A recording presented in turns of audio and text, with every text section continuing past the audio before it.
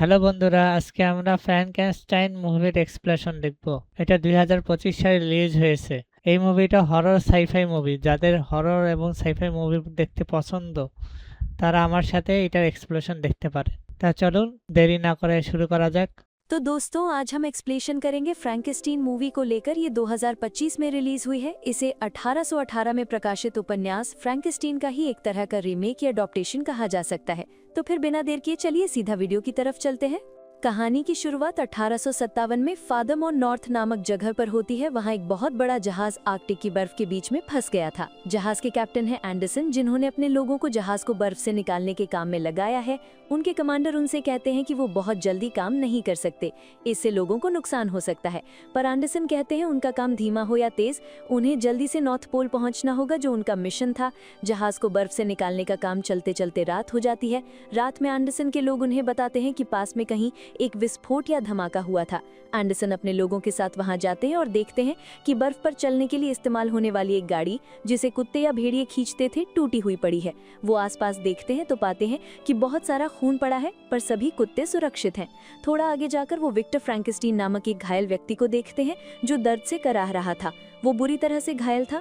वो उसे पूछते हैं कि क्या हुआ, पर वो कुछ समझ पाते इससे पहले ही वहाँ पर एक भयंकर दैत्य या मॉन्स्टर आ जाता है। मॉन्स्टर दिखने में इंसानों जैसा ही था, पर आकार में बहुत बड़ा। उसका शरीर सड़ा हुआ, चमड़ी उतरी हुई थी और वो बहुत गुस्से में था।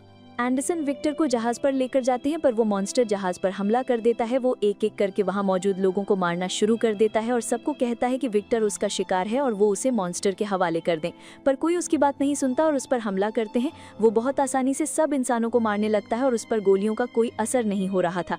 तभी एक आदमी एक बड़ी बंदूक से उसे गोली मारता है, जिससे वो जहाज के नीचे गिर जाता है। वो तुरंत ही खुद को ठीक कर लेता है और दोबारा जहाज पर चढ़ने की कोशिश करता है, पर तब तक सबने सीढ़ी ऊपर खींच ली थी, इसलिए मॉन्स्टर जहाज को ही धक्का देना शुरू कर देता है। वो इतना ताकतवर था कि वो जहाज को पलटना शुरू कर देता है और बर्फ तोड़ना शुरू कर देता है। ऊपर से एंडरसन जमी हुई बर्फ पर गोली चलाते हैं और बर्फ पूरी टूट जाती है, जिससे मॉन्स्टर बर्फ के पानी में गिर जाता है। एंडरसन और उनके लोग राहत की सांस लेते हैं और विक्टर का इलाज शुरू करते हैं। यहाँ दिखाया जाता है कि विक्टर का एक पैर नकली था। थोड़ी देर बाद उसे होश आता है और वो एंडरसन से पूछता है कि उस मॉन्स्टर ने कितने लोगों को मारा है। एंडरसन कहते हैं 6। विक्टर तब कहता है वो दोबारा आएगा और विक्टर को ना मिलने तक सबको मार डालेगा। ये सुनकर एंडरसन हैरान रह जाते हैं। अब विक्टर उन्हें अपनी कहानी बताना शुरू करता है, जिसके साथ शुरू होता है पहला अध्याय, विक्टर की कहानी। विक्टर के पिता लियोपोल्ड एक बहुत ही जाने माने सर्जन थे। उन्होंने क्लेयर नाम की एक अमीर लड़की से शादी की, जो बहुत सारा दहेज लाई थी। उनका एक बेटा हुआ, जिसका नाम विक्टर रखा गया। लियोपोल्ड ज्यादातर समय शहर से बाहर रहते थे, पर जब भी वो घर आते थे पूरा घर उनके इशारों पर चलता था। वो बहुत ही आक्रामक, कठोर और जिद्दी स्वभाव के आदमी थे, जिनसे क्लेयर बहुत डरती थी। क्लेयर जब अपने दूसरे बच्चे के साथ गर्भवती थी, तब भी लियोपोल्ड उस पर ध्यान नहीं देते थे, बल्कि उनका ध्यान सिर्फ विक्टर पर था, जिसे वो एक सर्जन बनाना चाहते थे और हमेशा मानव अंग रचना विज्ञान सिखाते थे। विक्टर बहुत दबाव में सब कुछ सीखता था, क्योंकि अगर वो कुछ सीख नहीं पाता था तो उसे मार पड़ती थी, पर उसके हाथ सर्जरी में इस्तेमाल होंगे, इसलिए वो मुंह पर मारते थे। एक दिन क्लेयर अपने दूसरे बच्चे को जन्म देते हुए मर जाती है। इससे विक्टर पूरी तरह टूट जाता है और खुद को संभालने की कोशिश करता है। लियोपोल्ड अपने दूसरे बेटे का नाम विलियम रखते हैं और उससे बहुत प्यार करते थे। एक दिन विक्टर लियोपोल्ड से बात करता है कि इलाज तो आप ही कर रहे थे, फिर भी वो मर गई। लियोपोल्ड कहते हैं मौत पर किसी का नियंत्रण नहीं है। विक्टर तब कहता है अगर ऐसा है तो वो अब से चिकित्सा विज्ञान की सब कुछ सीखेगा और सबसे बड़ा सर्जन बनेगा, ताकि वो मौत को भी हरा सके और मरे हुए इंसान को भी जिंदा कर सके। विक्टर का आज जैसे नया जन्म होता है। उसे एक मकसद मिल जाता है। वो पहली बार एक दृष्टि या विजन देखता है, जहां वो एक अंधेरे देवदूत को देखता है। वो अंधेरा देवदूत विक्टर से कहता है वो अपने पिता से भी बड़ा सर्जन बनेगा, दुनिया का सबसे बड़ा सर्जन। जीवन और मौत पर उसका आधिपत्य होगा। समय बीतता जाता है और फ्रैंकेस्टीन परिवार की आय का साधन क्लेयर के बागान में आग लग जाती है।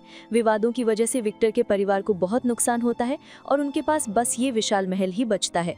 विक्टर अपने भाई विलियम को अपने रिश्तेदारों के पास भेज देता है और खुद पढ़ाई पूरी करने चला जाता है। 1855 में royal college of medicine disciplinary tribunal में उसके खिलाफ एक मामला चलता है। वहाँ वो एक मरे हुए इंसान का आधा शरीर इस्तेमाल करके दूसरे इंसान का हाथ उसमें जोड़ देता है और जीवित कर देता है। जीवित होने के बाद वो लाश अपना हाथ हिला सकती थी, विक्टर की बात सुन सकती थी और इंसानों जैसा व्यवहार भी कर सकती थी। सब इसे पाप कहते हैं, क्योंकि ये भगवान की रचना और नियम के खिलाफ था। पर विक्टर कहता है अगर उनका भगवान मरे हुए को जिंदा नहीं करने देता तो वो ऐसे भगवान को नहीं मानेगा। सब उस पर बहुत गुस्सा होते हैं और उसे royal college of surgeons of Edinburgh से निष्कासित कर दिया जाता है। वो बहुत गुस्से में था। तभी उसकी मुलाकात हेनरिक हारलैंडर नामक एक व्यक्ति से होती है जिन्होंने कोर्ट में उसका पूरा प्रदर्शन देखा था। हारलैंडर बताते हैं वो एक हथियार व्यापारी हैं और विलियम का पत्र लेकर आए हैं। विलियम अब हारलैंडर की भतीजी एलिजाबेथ से सगाई करने जा रहा है। 3 दिन बाद विक्टर हारलैंडर के घर जाते हैं। हारलैंडर सीधे उनसे कहते हैं कि वो भी सेना में सर्जन थे और विक्टर का डेमो बहुत ध्यान से देखा है। वो समझ गए हैं कि विक्टर मरे हुए को जिंदा कर सकता है, पर वो अभी सिर्फ तंत्र में शक्ति प्रवाहित करता है जो कुछ देर के लिए रहती है, यानी जिस लाश को वो जिंदा कर रहा है वो ज्यादा दिन तक जीवित नहीं रहेगी। ये एक शॉर्टकट है। अब वो विक्टर को एक परीक्षण दिखाते हैं जहां इंसान के अंगों को अलग करके लकड़ी की प्लेटों में रखा गया था। इन प्लेटों में था इंसान का लसीका तंत्र जो मानव शरीर में बहुत कम खून प्रवाहित करता है पर ऊर्जा को संग्रहित कर सकता है और बार बार इस्तेमाल करने की क्षमता रखता है। विक्टर ने ये कल्पना भी नहीं की थी। हारलैंडर कहते हैं विक्टर को जो जो संसाधन चाहिए वो उसे देंगे, वो बस उसका परीक्षण सफल होते देखना चाहते हैं और इसके बदले में वो अभी कुछ नहीं चाहते। थोड़ी देर बाद विक्टर विलियम से मिलते हैं और उसकी मंगेतर एलिजाबेथ से बात करते हैं। एलिजाबेथ की सोच और जीवन को देखने का नजरिया बहुत अलग था और वो विक्टर से कुछ बातें करती है जिससे विक्टर थोड़ा मुग्ध हो जाता है। अगले दिन हारलैंडर उसे एक परित्यक्त टावर में ले जाते हैं और उसे अपनी लैब बनाने के लिए कहते हैं। विक्टर को जो भी चाहिए हारलैंडर अपनी फैक्ट्री के मजदूरों से बनवा देंगे। विलियम भी यहाँ विक्टर की मदद करेगा। एक दिन विक्टर अपने परीक्षण के लिए एक मृत शरीर की तलाश में निकलता है। हारलैंडर ने अनुमति ली थी कि विक्टर फांसी हुए कैदी के शरीर का इस्तेमाल कर सकता है। इस समय विक्टर एलिजाबेथ को चर्च जाते देखता है जहां वो पाप स्वीकार करने आई थी। विक्टर बहुत उत्सुक होता है कि उसने क्या पाप किया है जो वो स्वीकार करना चाहती है। वो चुपचाप फादर के कैबिन में बैठ जाता है। वहीं एलिजाबेथ स्वीकार करने आती है। वो कहना शुरू करती है कि विक्टर के प्रति उसे नफरत है क्योंकि वो बहुत अहंकारी है और हर समय अपनी बात ही चलाता है। विक्टर को ये बहुत बुरा लगता है। वो पर्दा हटाता है तो एलिजाबेथ झिझक जाती है। एलिजाबेथ वहां से चली जाती है और विक्टर उसका पीछा करता है। वो उससे बात करता है। एलिजाबेथ अपने बारे में कुछ बातें बताती है, जैसे उसे कीटों यानी इंसेक्ट्स में इंटरेस्ट है क्योंकि उनका ढांचा अलग है। वो विज्ञान की एक बड़ी प्रशंसक है और कोई चमत्कार खोज रही है, पर विज्ञान का सबसे बड़ा चमत्कार उसे अभी नहीं मिला है। फिर से वर्तमान में वापस आते हैं। हम उस मॉन्स्टर को देखते हैं जो अब पूरी तरह स्वस्थ होकर पानी से बाहर आता है और जहाज के पास आने लगता है। यानी उसके पास उपचार की क्षमता, हीलिंग एबिलिटीज और शक्तिशाली क्षमता दोनों थीं। एंडरसन के लोग उसे कहते हैं कि मॉन्स्टर फिर से हमला करने आ रहा है, इसलिए वो विक्टर को उसके हवाले कर दें, पर एंडरसन मना कर देते हैं और कहते हैं वो जैसे भी हो विक्टर की रक्षा करेंगे। अब फिर से कहानी अतीत में जाती है। विक्टर एक मृत शरीर पाकर अपना काम शुरू कर चुका है। इसके बीच वो एलिजाबेथ के साथ भी थोड़ा समय बिताता है और उसे पसंद करने लगता है। दूसरी तरफ उसका परीक्षण पूरा हो गया है, पर वो उस शरीर को जीवित नहीं कर पा रहा है। हारलैंडर उसे कहते हैं उसे जल्दी काम खत्म करना होगा क्योंकि बहुत दिन बीत चुके हैं और उसका फंड भी खत्म होता जा रहा है।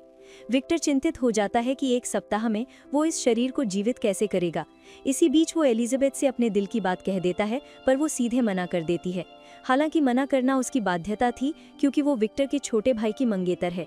इस वजह से एलिजाबेथ को भी बुरा लग रहा था। विक्टर भी अब चिंतित रहता है क्योंकि एक तरफ एलिजाबेथ को वो पसंद करता है, पर अब वो उसके साथ नहीं है। दूसरी तरफ उसका परीक्षण सफल नहीं हो रहा है। वो ध्यान देता है तो समझता है वो शरीर को सही से करंट नहीं दे पा रहा है। वो अपनी जगह बदलता है तो शरीर जाग जाता है। आखिरकार वो समझ जाता है कि मृतदेह को जीवित कैसे करना है। 1 सप्ताह बाद युद्ध होता है, इसलिए वो बहुत सारे सैनिकों के मृत शरीर लेकर आता है। वो अलग अलग शरीर काट छांट कर अच्छे अच्छे अंग लेकर एक शरीर बनाता है। आखिरकार तूफान का दिन आता है और वो आसमान की बिजली का इस्तेमाल करके उसे चार्ज करने की तैयारी शुरू कर देता है। इस समय सिर्फ विक्टर और हारलैंडर ही वहाँ थे। विलियम और एलिजाबेथ चले गए थे। इसी बीच उसे पता चलता है कि हारलैंडर एक गंभीर बीमारी से पीड़ित है जिसके कारण उसकी मौत हो जाएगी, और यही कारण है कि वो विक्टर से परीक्षण करा रहा है ताकि वो मरने के बाद विक्टर उसे भी जीवित कर सके। विक्टर इस प्रस्ताव को सीधे मना कर देता है। हारलैंडर तब उसे लालच देता है कि वो उसे बहुत पैसा देगा, सब कुछ देगा, यहाँ तक कि एलिजाबेथ भी उसकी हो जाएगी। लेकिन विक्टर सीधे इनकार कर देता है क्योंकि उसका शरीर बीमारी से अंदर से सड़ चुका है और उसके लिए कुछ भी करना संभव नहीं है। हारलैंडर विक्टर को रोकने के लिए उसके उपकरण छीन लेता है, लेकिन हाथापाई के दौरान हारलैंडर ऊपर से नीचे गिर जाता है और मर जाता है। विक्टर अपने सिस्टम को फिर से जोड़ता है और कमरे की बैटरी को आकाश की बिजली से चार्ज करता है ताकि उस शरीर को ऊर्जा मिल सके, लेकिन शरीर जीवित नहीं होता है और प्रयोग विफल हो जाता है। विक्टर अपने कमरे में जाकर सो जाता है।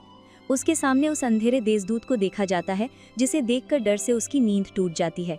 आश्चर्यजनक रूप से वो देखता है कि वो लाश उसके सामने खड़ी है।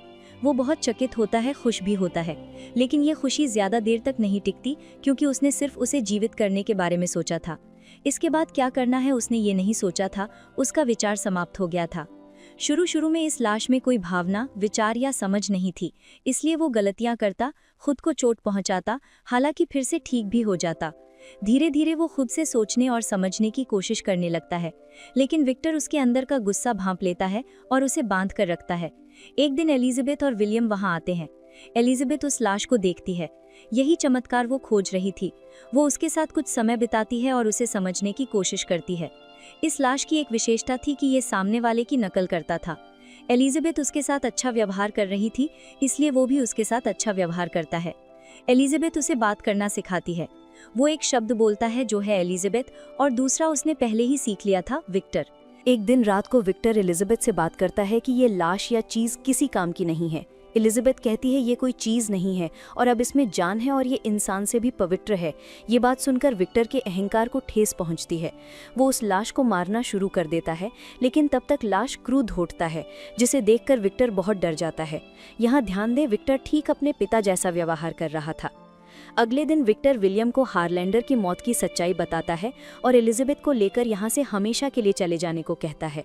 विलियम एलिजाबेथ को लेकर वहाँ से चला जाता है और विक्टर पूरे टावर में आग लगाना शुरू कर देता है ताकि वो लाश भी नष्ट हो जाए, लेकिन वो लाश उसे पुकारना शुरू कर देती है, जिससे विक्टर का मन बदल जाता है। वो टावर में वापस जाने की कोशिश करता है, लेकिन तब तक पूरे टावर में विस्फोट हो जाता है और इस विस्फोट में ही विक्टर अपना पैर खो देता है। हालांकि तब तक एलिजाबेथ भी विलियम को मना करके वापस आ गई थी, लेकिन पूरा टावर विस्फोट में उड़ जाने से और कुछ भी करने को नहीं था। अब वर्तमान में मॉन्स्टर जहाज पर चला आता है। वो सीधे एंडरसन के केबिन में आता है और उसे बताता है कि उसने विक्टर की कहानी सुनी है, लेकिन अब उसे मॉन्स्टर की तरफ की कहानी सुननी होगी। अब शुरू होती है उस लाश की कहानी, उस मॉन्स्टर, उस प्राणी की कहानी जिसका नाम है द क्रीचर्स टेल। विक्टर के टावल में आग लगा देने से विस्फोट हो गया था और वो प्राणी जल भी सकता था, लेकिन उसके अंदर इतनी समझ आ गई थी कि उसे खुद को बचाना है, यानी उसके अंदर जीने की प्रवृत्ति, सर्वाइवल इंस्टिंक्ट जाग उठती है। वो अपनी जंजीरें तोड़ने की कोशिश करता है और पूरी ताकत से खुद को आज़ाद करता है। वो तब भी बेसमेंट में बंधा था, जहाँ से एक नाली समुद्र में चली गई थी। वो उस नाली में कूद जाता है, वो टावर से बाहर निकल आता है, पानी में गिर जाने से वो बच जाता है। वो आगे बढ़ता है और युद्ध क्षेत्र में मरे हुए सैनिकों के कंकाल और उनके कपड़े देखता है। वो उन्हें उठाकर पहन लेता है, क्योंकि उसने दूसरे इंसानों को भी कपड़े पहने देखा था। वो आगे बढ़कर जीव जंतुओं को देखता है, वे उसे परेशान नहीं करते, इसलिए वो उन्हें परेशान नहीं करता या उनसे डरता नहीं है। अब वो फल तोड़कर खाता है क्योंकि उसका शरीर था और वो ऊर्जा की ज़रूरत महसूस कर रहा था। इसी बीच कुछ लोग उस पर गोली चलाना शुरू कर देते हैं, जिनके डर से वो भागता है और एक बस्ती में छिप जाता है। वो एक शेड के अंदर छिपा था, जहाँ से वो बाहर के लोगों को देखता था। शेड परित्यक्त थी, वहां रहकर वो बाहर के लोगों को देखकर बहुत कुछ सीखता, जान पाता है कि वो कैसे रहते हैं, कैसे बात करते हैं। वो शब्द जानना शुरू करता है कि किसे क्या कहा जाता है। वो अब धीरे धीरे इन लोगों में से बहुत कुछ सीख गया था। वो एक बूढ़े आदमी को देखता था जो एक लड़की को पढ़ाते थे। लड़की के साथ साथ ये प्राणी भी सीखता था। ऐसे ही वो यहाँ रहकर उनकी तरह रहना शुरू कर देता है। वो छिपा रहता था, लेकिन लात में छिपकर उनकी मदद करने का काम भी करता था। कभी कोई मरम्मत करता, कभी कपड़े साफ करता, कभी कोई चीज़ लाकर देता, और ये सब वो बिना किसी के सामने आए करता था। एक दिन भेड़िए बस्ती पर हमला करते हैं और यहाँ की भेड़ों को खाने लगते हैं, लेकिन इंसान उन्हें मार डालते हैं, डराकर भगा देते हैं। इसमें वो जीवन के बारे में और समझता है कि भेड़िए भेड़ के दुश्मन नहीं है, इंसान भेड़िए के दुश्मन नहीं है, लेकिन ये ज़रूरत है, और अगर किसी को जीना है तो किसी का मरना ज़रूरी है। इसी को सर्वाइवल कहा जाता है, जिसकी वजह से वो जीने की प्रवृत्ति भी सीख जाता है। एक दिन रात को वो उस बूढ़े आदमी के सामने जाने की हिम्मत दिखाता है, लेकिन ये बूढ़ा आदमी अंधा था और वो उस प्राणी से ज़रा भी नहीं डरता, बल्कि वो उसके अंदर का दयालु पक्ष भांप लेता है। वो ये भी देखता है कि वो बात नहीं कर सकता। वो उसे कहते हैं वो डरे नहीं, बल्कि खुश रहे, वो उसके दोस्त होंगे। वो प्राणी काफ़ी डरा हुआ था, लेकिन वो बूढ़ा आदमी कहते हैं वो डरे नहीं, बल्कि खुश होकर रहे। ये भावना उस प्राणी को एक नई भावना, एक नया जज्बा देती है। वो शरीर से जाग उठा था और अब वो चेतना से भी जागना शुरू कर देता है। बूढ़ा आदमी उसे कहानियाँ सुनाते हैं, पढ़ने को कहते हैं, जीवन के बारे में बताते हैं। ऐसे ही वो प्राणी बात करना सीखता है, इंसानों को जानना सीखता है। उसके मन में भी उत्सुकता जगती है कि वो आखिर कौन है। उसकी कोई याददाश्त नहीं थी, बस यादों के टुकड़े थे जिसमें वो अलग अलग कटे फटे इंसानों को देखता था, क्योंकि उसे उन्हीं अंग प्रत्यंगों से बनाया गया था। वो आग और पानी को देखता है और अपने पैरों के नीचे सिर्फ रेत देखता है। वो फिर से टावर में वापस जाता है जहां वो अपने बारे में जानने गया था। वो सच्चाई जान पाता है कि वो सिर्फ मौत का एक रूप है। इस दुख में वो वापस आता है। टावर में वो विक्टर का पता जान लेता है। वो वापस आकर देखता है कि बूढ़ा आदमी अकेला था। भेड़िए उस पर हमला कर देते हैं, जिन्हें वो प्राणी मार डालता है, लेकिन ये बूढ़ा आदमी बुरी तरह से जख्मी हो जाते हैं और मरने लगते हैं। उनके आखिरी पलों में वे दोनों बात करते हैं। प्राणी कहता है वो और कुछ नहीं, बस अलग अलग लाशों को जोड़कर बना कचरे का ढेर है। बूढ़ा आदमी कहते हैं नहीं, वो ऐसा नहीं है, वो एक अच्छा इंसान और उसका दोस्त है। ये बात कहकर वो बूढ़ा आदमी आखिरी सांस लेते हैं। प्राणी ने पहली बार किसी को अपना दोस्त पाया था, लेकिन अब वो चला गया। इसी बीच बस्ती के बाकी लोग वहां आते हैं, जो उसे मॉन्स्टर मानकर उस पर हमला कर देते हैं। उन्हें लगता था उस बूढ़े आदमी को उसी ने मारा है। वो प्राणी मरने लगता है, लेकिन कुछ देर बाद वो जाग उठता है। उसके मन में अब दुख और गुस्सा था, साथ ही वो विक्टर को खोज रहा था ताकि वो उसे एक साथी ला दे, और उसे और कुछ नहीं चाहिए। इधर विक्टर विलियम के साथ रह रहा था। उसे अंधेरे देवदूत के बुरे सपने आने शुरू होते हैं, जो अब उसे मौत का रूप बनकर दिखा रहा था, क्योंकि विक्टर के अनुसार उसने मौत को जन्म दिया है, मौत को बनाया है। विलियम उसे संभालता है। अब उसके और एलिजाबेथ की शादी का दिन आता है। आखिरी बार विक्टर एलिजाबेथ से बात करने जाता है, लेकिन एलिजाबेथ उसका अंदर का असली रूप जानती थी। वो विक्टर से नफरत करती है, क्योंकि वो कभी खुद के सिवा किसी और के बारे में नहीं सोच सकता। विक्टर उसके पास जाता है तो वो उसे थप्पड़ मारकर भगा देती है। वो गुस्से में अपने कमरे में आता है, जहां वो प्राणी पहुंच गया था और उसका इंतजार कर रहा था। वो विक्टर से कहता है कि वो उसके लिए एक साथी बना दे, लेकिन अपने अहंकार और गुस्से की वजह से विक्टर कहता है कि वो एक मॉन्स्टर है और वो दूसरा कोई मॉन्स्टर नहीं बनाएगा। प्राणी कहता है वो मर नहीं सकता और अकेला रहना दुखद है, इसलिए उसे एक साथी चाहिए। लेकिन विक्टर कहता है साथी के साथ क्या होगा, वे दोनों शादी करेंगे, बच्चे पैदा करेंगे, मॉन्स्टर की एक फौज बनाएंगे। ये बात सुनकर प्राणी को बहुत दुख होता है। वो विक्टर पर हमला करने आता है। हमले की आवाज सुनकर एलिजाबेथ वहां आती है, जो उस प्राणी को देखकर बहुत खुश होती है, क्योंकि वो उसे चाहती है, क्योंकि वो एक शुद्ध इंसान था। विक्टर प्राणी को गोली मारता है। एलिजाबेथ उसे बचाने के लिए बीच में आ जाती है, जिससे उसे गोली लग जाती है। तब तक विलियम और कुछ और लोग कमरे में आते हैं, जो उस पर हमला करते हैं, लेकिन प्राणी उन्हें मारपीट करता है। एलिजाबेथ उस प्राणी से कहती है वो उसे अपने साथ ले जाए, इसलिए वो उसे अपने साथ ले जाता है। विक्टर देखता है कि विलियम मर रहा है। विलियम अपने भाई से आखिरी बार बात करता है। वो कहता है वो हमेशा विक्टर के गुस्से और पागलपन से डरता था, और यहाँ असली मॉन्स्टर ये प्राणी नहीं बल्कि विक्टर खुद है, जैसा कि उनके पिता थे। अब वो प्राणी एलिजाबेथ को एक गुफा के अंदर ले आता है, जहाँ एलिजाबेथ मरने से पहले उसे कहती है कि वो पूरी जिंदगी उसे ही खोज रही थी, यानी वो ऐसी चीज थी जिसे वो शब्दों में बयां नहीं कर पा रही थी, और आज उसे वो मिल गई है। उसके लिए यही असली प्यार था और आज उसे वो मिला है। उसकी बाहों में वो आखिरी सांस लेती है। अब विक्टर वहां आता है और प्राणी को मारना शुरू करता है। प्राणी कहता है वो उसे मार नहीं पाएगा। वो विक्टर को जीवन का एक उद्देश्य देता है, वो उसे मार डाले, इससे पहले विक्टर उसके हाथों ना मारा जाए। यहाँ से शुरू होती है दोनों के भागने की एक प्रतियोगिता, जहाँ विक्टर उस प्राणी से बच रहा था और वो प्राणी उसे मारने के उद्देश्य से उसके सामने आ रहा था। ऐसे ही वो दोनों जहाज के पास आए थे। यहाँ भी विक्टर उसे मारने में विफल रहता है। अब कहानी जहाज पर आती है। आखिरकार विक्टर उस प्राणी से माफी मांगता है। वो प्राणी के सिर पर हाथ रखता है और उसे अपना बेटा कहता है। प्राणी ने उस बूढ़े आदमी से सबसे बड़ी सीख ली थी, हमें माफ कर देना चाहिए। आज ये प्राणी विक्टर को माफ कर देता है। विक्टर अपनी आखिरी सांसें ले रहा था, जो आखिरकार स्वीकार कर लेता है कि वो मॉन्स्टर था जिसने एक इंसान बनाया था।